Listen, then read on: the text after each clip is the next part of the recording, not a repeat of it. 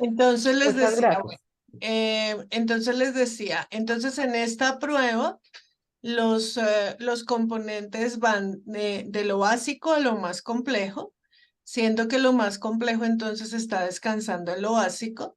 Tenemos como 4 niveles de desempeño, unos muy bajos, otro promedio bajo, otros que son en promedio, otros que son promedio alto y otros que son superiores. Ujú, Como les estaba diciendo, al observar la gráfica, ustedes ven unos promedios muy altos y otros muy bajos, ¿sí? ujú, Eso ya nos marca una alteración de neurodesarrollo, ¿sí? ¿Qué es una alteración de neurodesarrollo? Que la configuración y organización del cerebro y sus funciones tiene muy buenas posibilidades o digamos que responde a los criterios de la edad de una manera muy significativa en algunos aspectos, pero hay otros que se quedan colgados, ¿sí?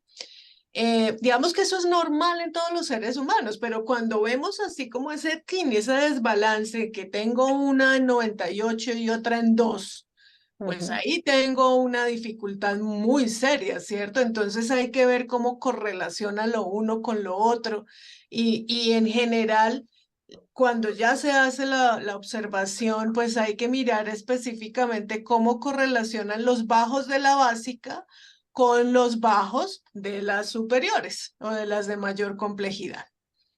Entonces, pues hay que empezar por las fortalezas tal como lo ven ustedes en el informe anterior, ¿no? Uno no parte, y mucho menos desde el enfoque neurocom, uno no parte de, esto está mal, esto está mal, esto está mal, esto está mal, sino que más bien uno trata de identificar primero, bueno, en dónde estamos bien, porque es que desde ahí es que nos vamos a agarrar terapéuticamente, ¿sí? Desde ahí es que vamos a reconocer el potencial de la niña. Entonces, vemos que tiene una muy buena atención auditiva, en consecuencia, tiene una muy buena codificación verbal. ¿Qué quiere decir eso? Que lo que oye lo recuerda bien a corto plazo. Tiene una buena memoria diferida visual. ¿Qué quiere decir la memoria diferida visual? Que se recuerdan las cosas que se observan a largo plazo. Tiene buenas habilidades gráficas, quiere decir que en el momento en el que le hicieron la prueba anteriormente, que tenía dificultad de habilidad gráfica y de grafomotricidad, maduró y avanzó bien, ¿sí? Tiene un buen lenguaje comprensivo, es decir, ella entiende las instrucciones. Tiene una buena fluidez verbal fonológica, es decir, ella puede organizar bien su discurso. Tiene una muy buena comprensión de lectura, quiere decir que lo que lee, pues le llega y lo procesa.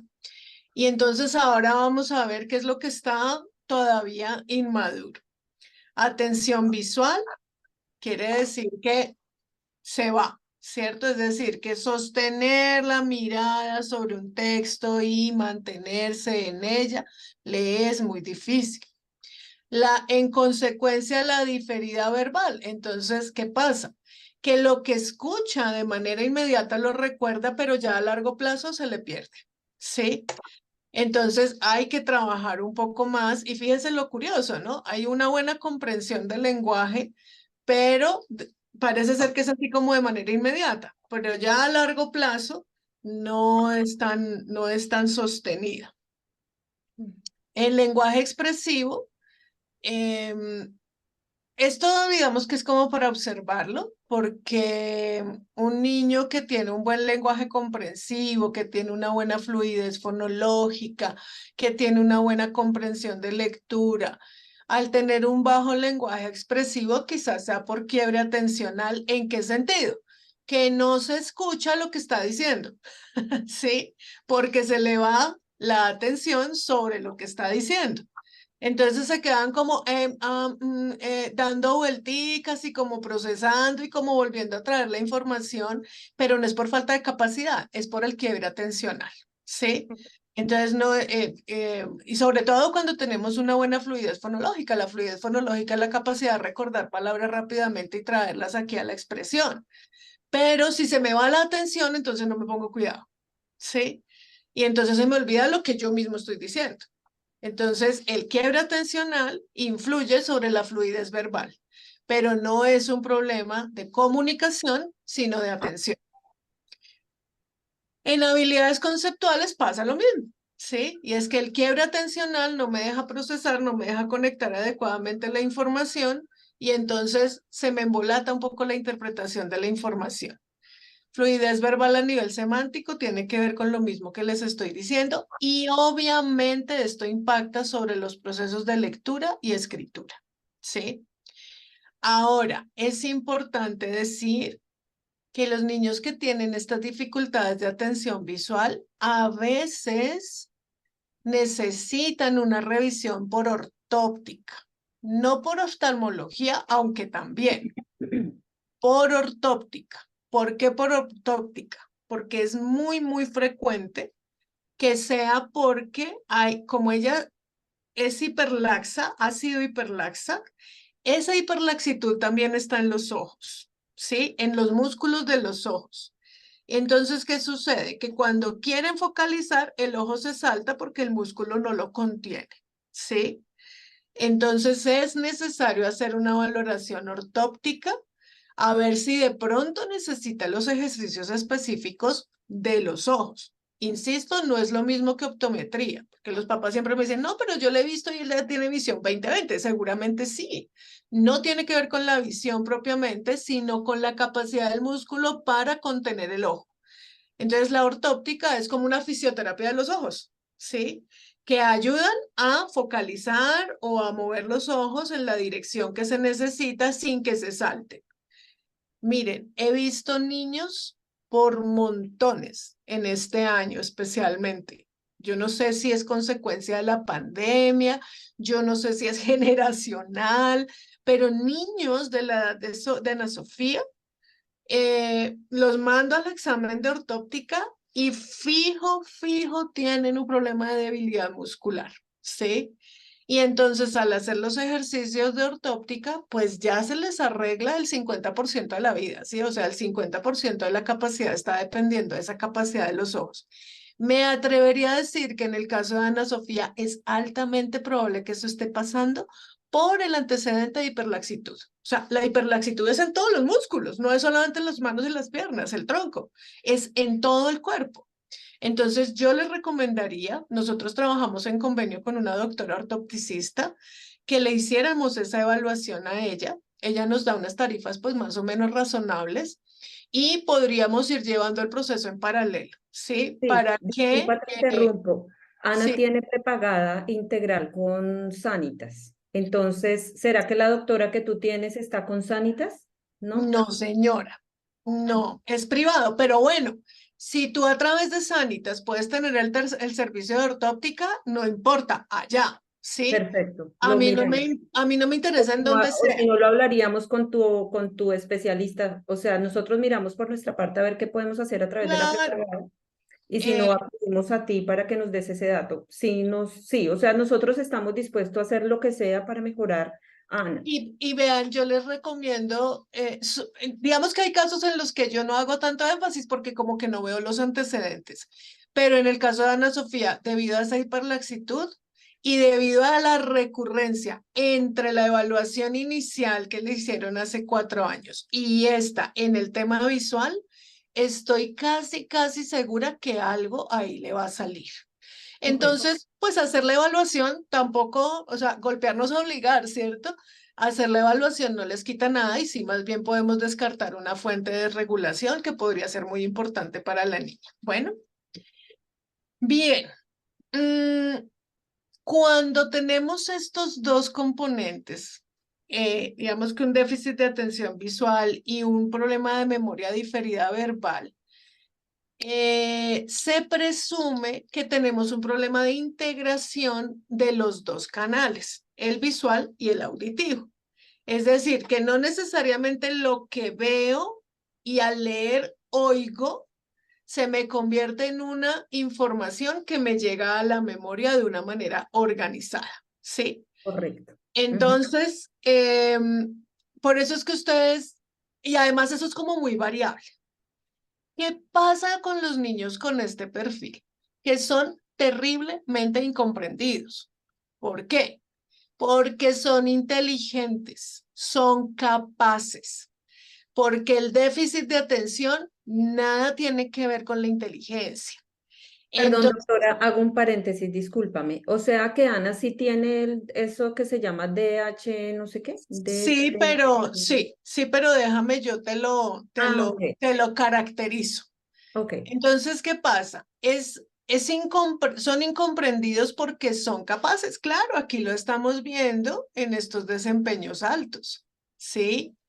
Y eso digamos que es muy variable, ¿sí? Entonces unas veces aprenden súper rápido, te ponen atención, desarrollan las cosas y otras veces se les olvidó, no se acuerdan de dónde hicieron, qué hicieron, o les ocurre que hoy se les dice una cosa, se las preguntas a los 5 minutos y no se acuerdan, pero la preguntas mañana y sí se acuerdan, ¿sí? Entonces tú dices, pero ¿qué es lo que pasa? O sea, no pone de su parte. Eso es a lo que llegan, a la conclusión a la que llegan tanto los papás como los maestros. No, es que es una niña inteligente, pero no pone de su parte. Entonces, les voy a decir por qué les cuesta trabajo poner de su parte. Entonces, el mapeo cerebral es una técnica, como les decía, de registro electroencefalográfico en tiempo real que tiene como propósito identificar cómo fluye la corriente eléctrica en el cerebro y cómo esa corriente eléctrica está relacionada con estados cognitivos, emocionales y comportamentales. En el mapeo cerebral lo que observamos es variaciones de esos ritmos que, como les decía, tienen unos valores de referencia. Esos valores de referencia, igual que cuando uno mira un examen de laboratorio, si está para arriba significa una cosa, si está para abajo significa otra, ¿sí? O a veces puede significar lo mismo, ¿sí? Tener un valor alto puede significar lo mismo que tenerlo bajito. Lo primero que se observa es los ritmos generales que se clasifican en ondas lentas, medias y rápidas. Voy a subirle un poquito a esto porque ya veo que te está sacando los ojos allá.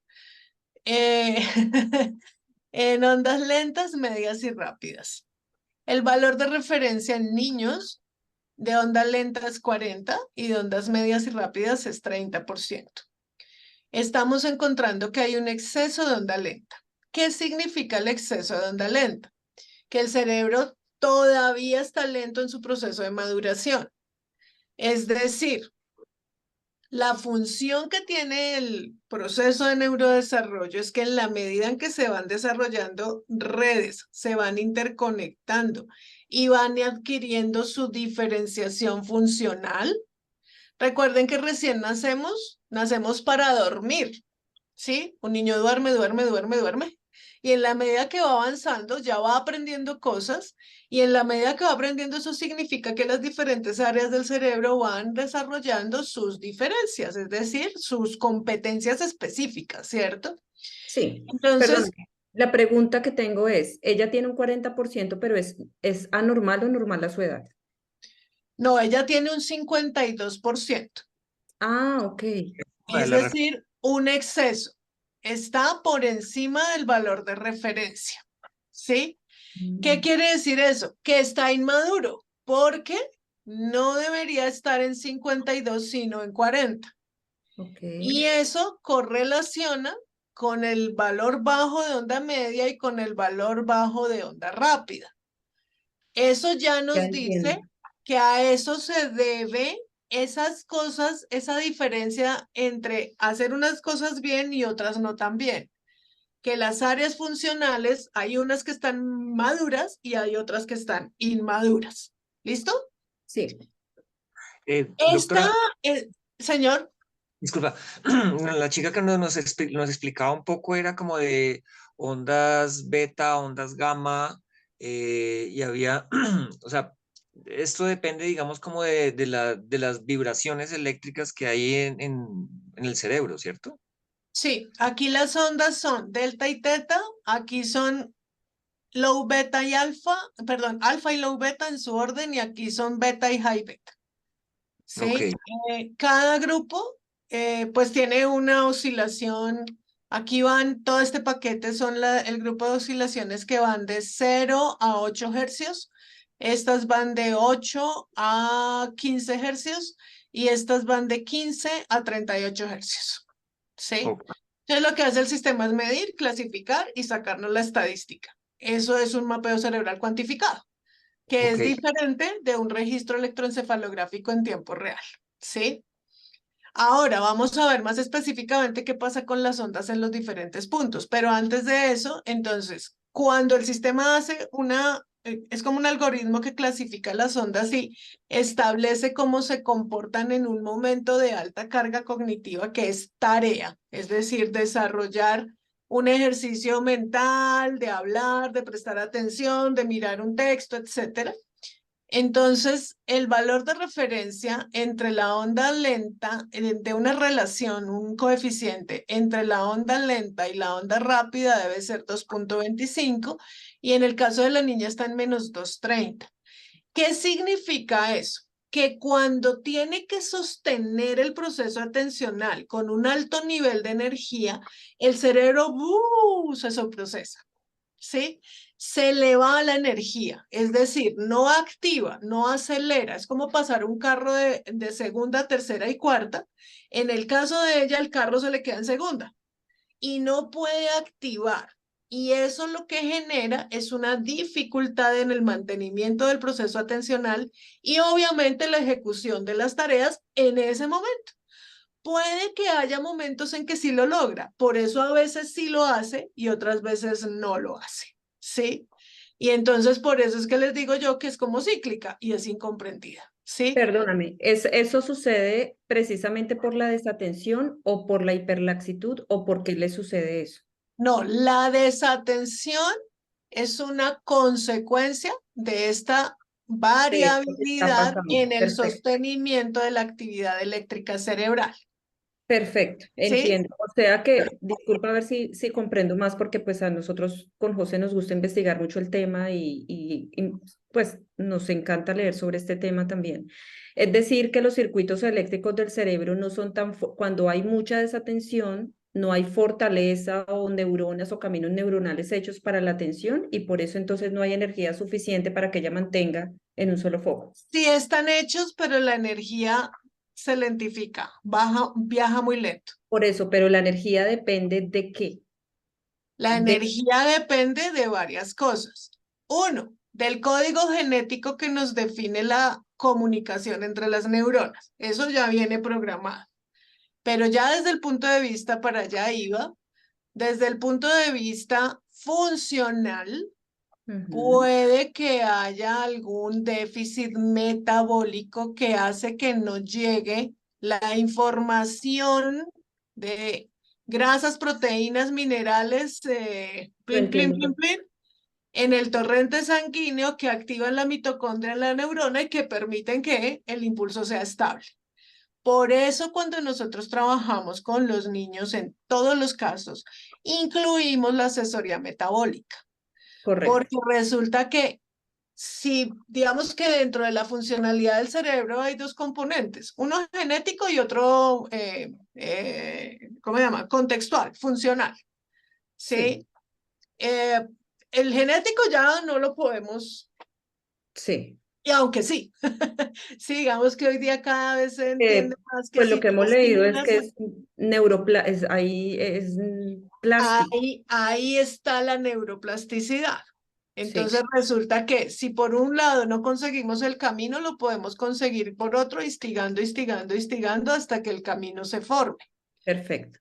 Eh, les voy a mostrar un dibujito que de pronto les ayuda a aclarar un poco mejor el tema.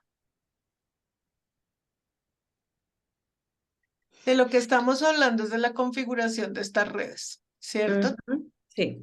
De la generación de los axones que interconectan las neuronas. Ujú. Y eso está dependiendo de varios factores. Uno, de cómo se organizan las neuronas en las diferentes capas de la corteza cerebral. Son Ujú. 6 capas. Se ha Ujú. identificado que los niños con alteraciones de neurodesarrollo pueden tener un déficit en el volumen neuronal en todas o en algunas de las capas. Ujú. ¿Sí? Eso lo que significa es que las que existen tienen que hacer esfuerzos más grandes para interconectarse.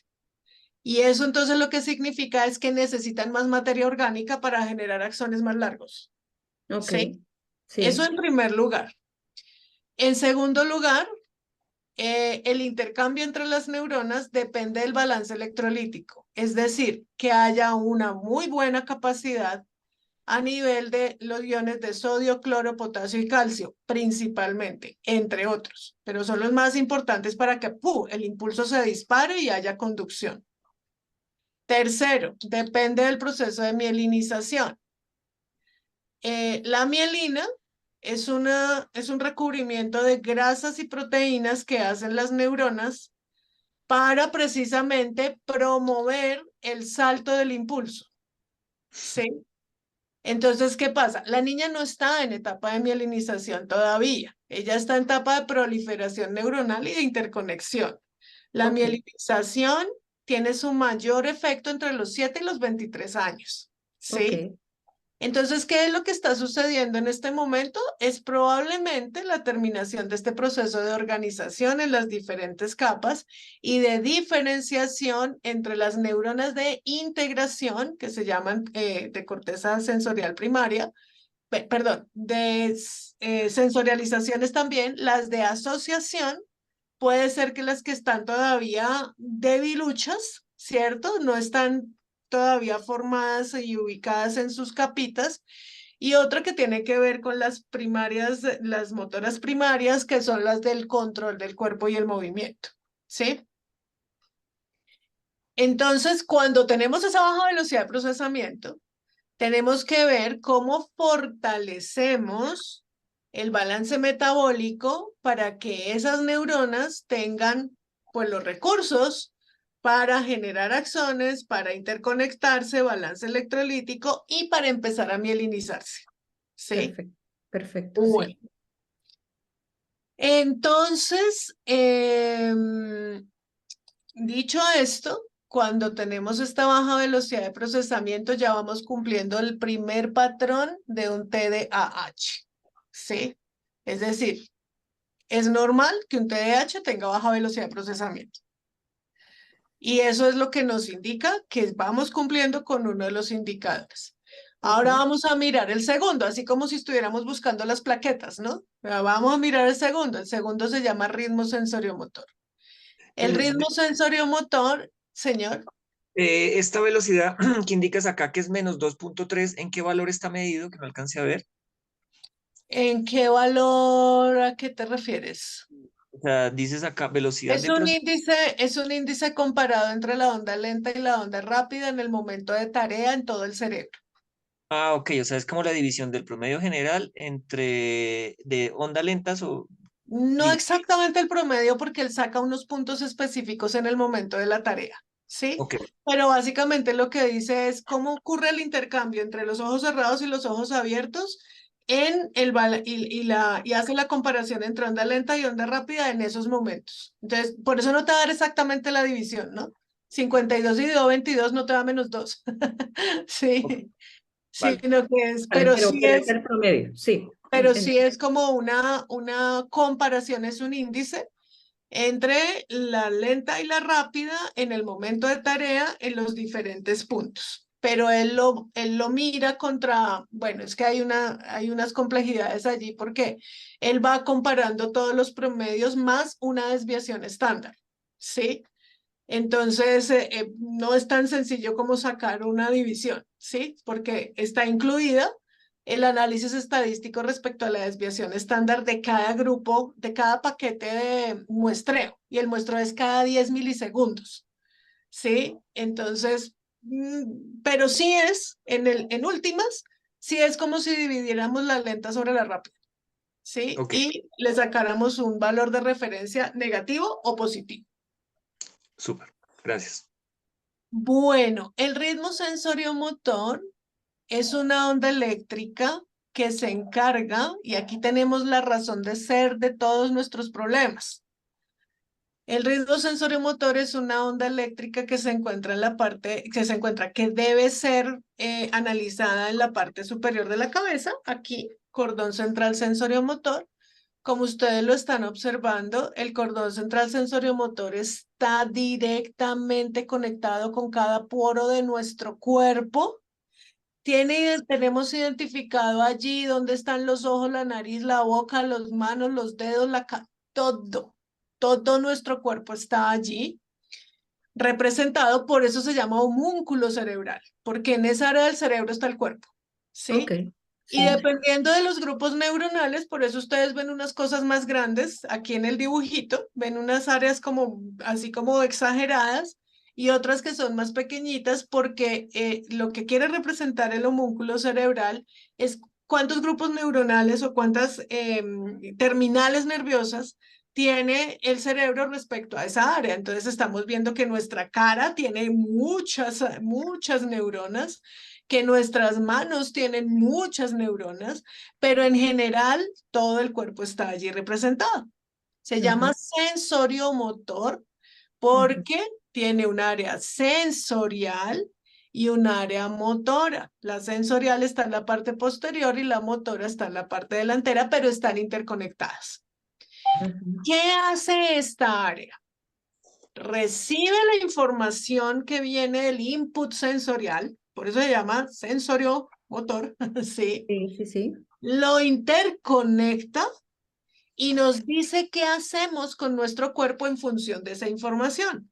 Por Correcto. ejemplo, ustedes en este momento están recibiendo varios estímulos que vienen de mi voz, de las imágenes, pero también de su silla, de su ambiente, de su temperatura. Y el hecho de que ustedes estén así con los ojos atentos a la pantalla y prestándome atención significa que su cerebro les está diciendo omitan otros estímulos irrelevantes. Ok. ¿Qué es irrelevante para ustedes en este momento? La silla, la temperatura, la puerta, el ruido de afuera, el señor que está gritando, todo lo que está pasando en el contexto se inhibe porque la información está integrada en torno a la valencia positiva que tiene esta estimulación para ustedes en este momento. Claro, ahí cuenta también la motivación porque eso dispone a la atención. Ujú, Este ritmo sensoriomotor viene siendo estudiado desde 1950 y pico por allá en la Universidad de Los Ángeles y es la razón de ser del desarrollo de toda esta tecnología alrededor de la neuromodulación, ¿sí? perfecto. Después Ujú. de la onda alfa, es el ritmo más estudiado en neurociencias, ¿sí? Wow. Y lo que se descubrió en 1960 era que era entrenable, es decir, que podía subir si se reforzaba, ¿sí? Entonces por allá el doctor Sterman cogió unos gatos con electrodo directo sobre el cerebro, los tenía deprivados de comida y cada vez que el ritmo subía, ¡tum!, le daban comida al gatico y tú le daban comida al gatico y demostró que ese ritmo a punta de reforzamiento, en este caso físico, era entrenable. Ujú, ¿Qué identificó posteriormente? Que al señor Sterman, que estaba trabajando sobre el entrenamiento cerebral, lo invitaron a la NASA para que estudiara por qué unos gases de unos combustibles particulares generaban convulsiones y que qué se podía hacer para evitar la convulsión por la exposición a esos gases. Él se llevó sus gatos, ¿sí? ujú. Para ver qué le pasaba a los gatos en la exposición a las convulsiones. Pero se llevó unos gatos nuevos y unos gatos entrenados sin pensar que eso tuviera como mucha incidencia. Se Ujú, encontró con que los gatos entrenados no convulsionaban, es decir, los que tenían el ritmo alto, no convulsionaban. Y ok. entonces, de ahí para adelante se desarrolla todo el estudio de este ritmo sensoriomotor, en donde se identifica que su valor alto en Sí. nuestra tecnología, en la tecnología que nosotros manejamos, alto quiere decir igual o superior a una producción del 10% respecto de las demás ondas eléctricas. Entonces, que los que tenían ese ritmo alto no convulsionaban, se quedaban quietos, tranquilos, prestaban atención, etcétera.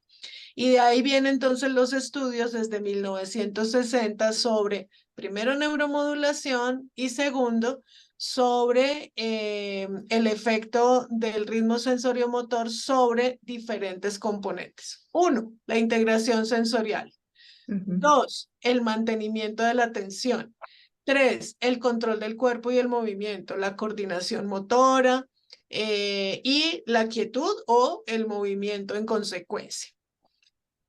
Para no hacer la historia más larga, un alto ritmo sensoriomotor pues te da quietud, control del pulso, integración sensorial. Un ritmo sensoriomotor bajo te da todo lo contrario, ¿sí? Ok.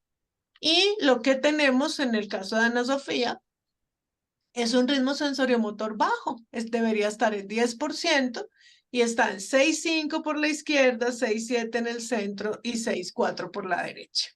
Ok. Eso está directamente relacionado con la búsqueda de estimulación sensorial. Aquí confirmo que tengo una leve desintegración, es decir, los canales no se hablan, pues por ese bajo ritmo sensoriomotor. Entonces, traducido en términos de intercomunicación allá en esas neuronas, es que la información se recibe y la una trabaja por un lado y la otra por otro. ¿Sí? Correcto.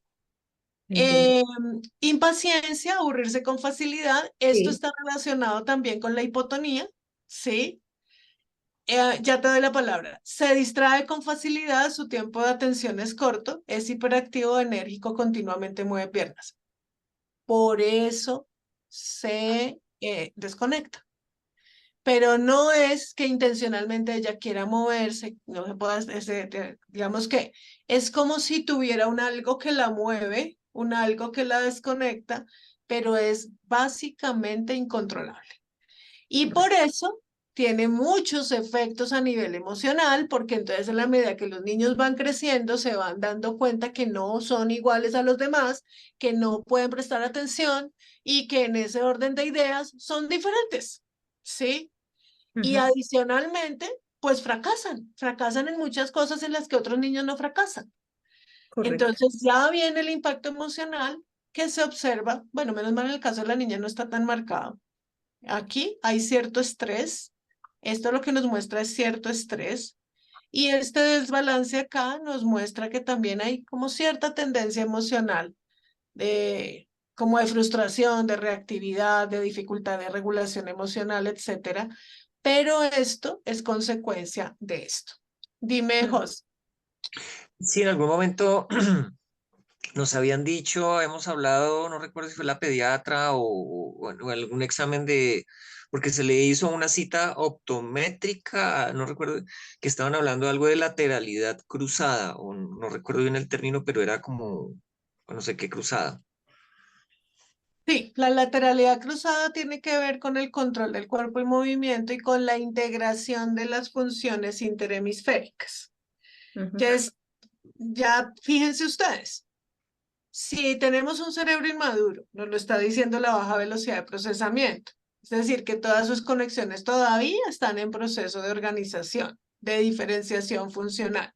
Tenemos un bajo ritmo sensoriomotor, pues ya tenemos 2 de 3 indicadores para decir, pues si tenemos una alteración de neurodesarrollo de tipo déficit de atención e hiperactividad, pero dentro del componente movimiento, que es lo de la hiperactividad, pues tenemos dificultades de coordinación, de lateralidad, arriba, abajo, al frente, a la derecha, a la izquierda. No tengo problemas de coordinación, la lateralidad cruzada tiene que ver con que puedo aplaudir, pero al mismo tiempo puedo cogerme, hacer estos cruces así y mirarme al frente, puedo ver la mano izquierda y la mano derecha en otra persona. Los niños que tienen dificultades de lateralidad no saben cuáles son su izquierda y su derecha, mucho menos en el otro, ¿sí? Esos son problemas de integración neurosensorial y motora, Ok. ¿sí? Ujú. Y de ahí es la importancia de la terapia ocupacional. Pero la terapia ocupacional con énfasis en integración sensorial, ¿sí? Porque es que entonces lo que ocurre es que empiezan a hacerles de todo, ¿sí? Ujú. De todo, porque es que la niña ya tiene 7 años. No, es que no es por la edad, es por su nivel de neurodesarrollo actual. Ujú. No es porque a los 7 debería hacer tal cosa, no, pongámosla a hacer lo que debería hacer según su Eh, nivel de desarrollo actual, que es discúlpame, saltar en un pie, subir y bajar escaleras alternando, tener equilibrio, la fortaleza muscular, etcétera. Doctora, una pregunta. ¿Eso usted nos puede ayudar con eso? ¿Cómo? ¿No? Ay, mira, lamentablemente la terapia ocupacional es un área muy exigente en términos de instrumentación y de espacio. Nosotros no lo tenemos. Y Pero, segundo, perdóname, yo, bueno, digamos que no lo tengas, pero ¿nos puedes ayudar con dónde conseguimos información? Yo vivo acá en Guaduas con Ana y pues así me toque a mí desde, no sé, de alguna manera, porque pues sería me imagino yo que sería paralelo al tratamiento que vamos a tomar contigo. sería paralelo. Yo lo único que te puedo recomendar es a ver si en Neurosensory te Sí, pudieran hacer unas terapias sí, en donde tú puedas aprender o tomar unas terapias virtuales en donde ellos te puedan orientar. perfecto. No sé si tengan ese servicio. Discúlpame, ¿se llama terapia ocupacional con énfasis en qué dijiste? Integración sensorial. Perfecto. Yo también hago mi parte y lo busco, cualquier cosa, investigo. Busca Neurosensory. Yo, pues digamos que Acá lo estoy apuntando, neurosensor.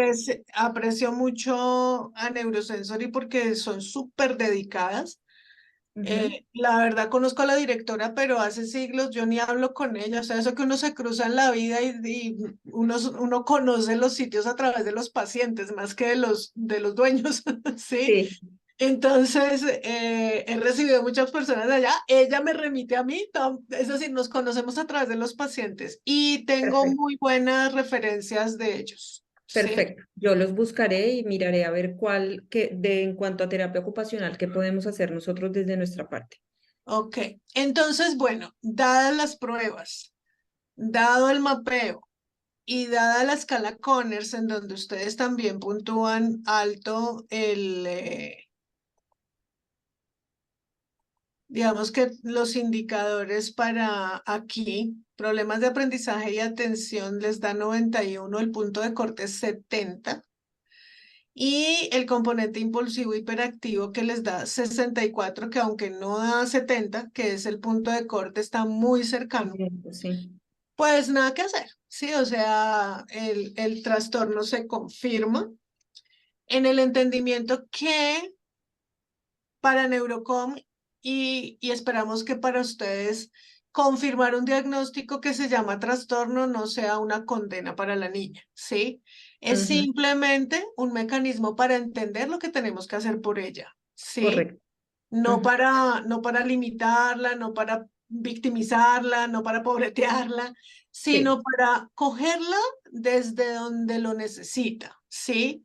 Para sí. identificar sus fortalezas y para decir, bueno, vamos a ayudarle, porque los niños que son ayudados desde pequeños tienen muy buen pronóstico, ¿sí? Ujú. Son cerebros plásticos, son cerebros inteligentes que apropiando las herramientas adecuadas pueden empezar a ganar la mejora en sus habilidades, en su capacidad de autocontrol, etc.